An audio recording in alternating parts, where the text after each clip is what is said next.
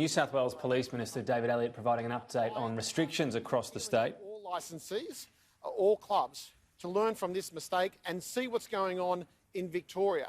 If they are under any illusion whatsoever that we're through this in New South Wales, they are sadly mistaken. Only recently, only a few moments ago, I was briefed that there were another 177 cases in Victoria. If that occurs in New South Wales, we will have to continue to look at what restrictions need to be reintroduced, and that would be devastating, particularly to the hospitality industry. My appeal is also to the patrons. They have to take responsibility. Government and the hospitality industry can only do so much. Some of the practices that we've seen are occurring because people are going to these licensed venues thinking that it's business as usual. If we have to close hotels and clubs again, the patrons will have to take some of the ownership of that. I will, however, work to my dying breath to make sure that that doesn't happen. We don't want to see the hospitality industry close down again, go into lockdown again, because it may not survive. And certainly some areas in regional New South Wales will see the permanent closure of these venues if they can't continue to operate.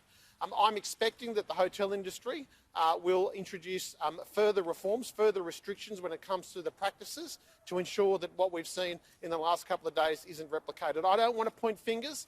I don't think that's healthy. I want people to take a responsibility for their actions.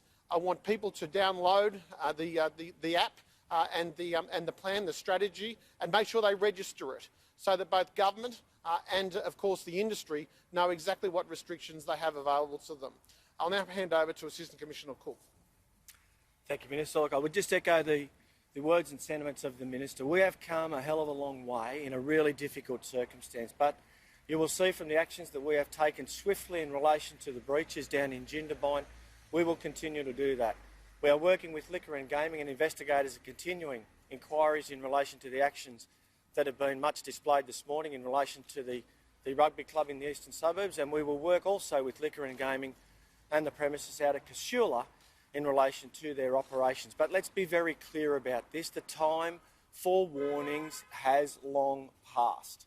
The moronic behaviour of people at dance parties has got to stop, and we will continue to seek these people out and, where appropriate, take actions. The time for warnings has passed, and that's in defence of us as a community. We are all responsible for our own actions here, and we need to be serious about this. We've come a long way.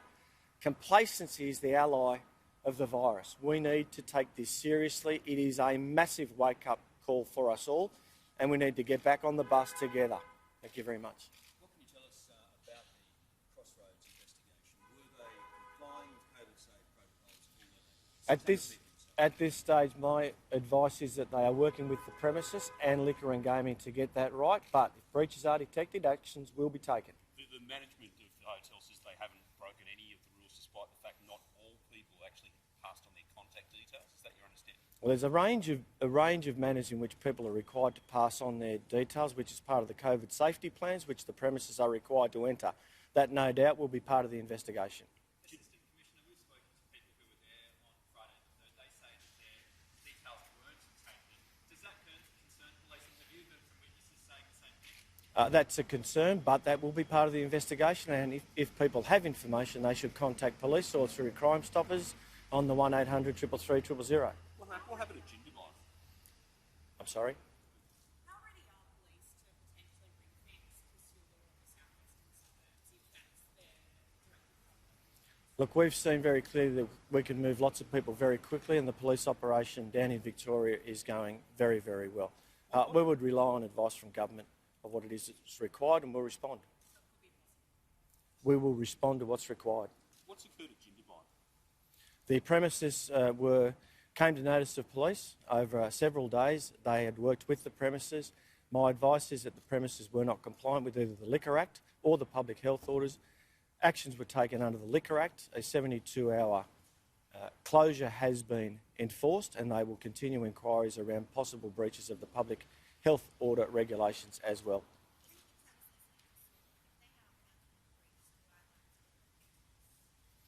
For $5,000 for the premises or $55,000, up to. Can you just clarify what is responsible for The Crossroads Hotel has been closed for deep cleaning. That has been worked out between the premises health and police, but clearly their workforce is not able to work. Minister, the Golden Sheep Hotel was fined $5,000. You can probably find that money in the ashtray of their car.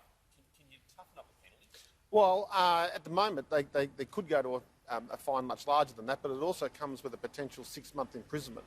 So I'm comfortable at the moment. But I mean, as I've said before, these penalties, are the financial burden that might come with the penalty, but also the risk of a custodial sentence is not something the government rolls out because we want to. This is actually supposed to be a deterrent.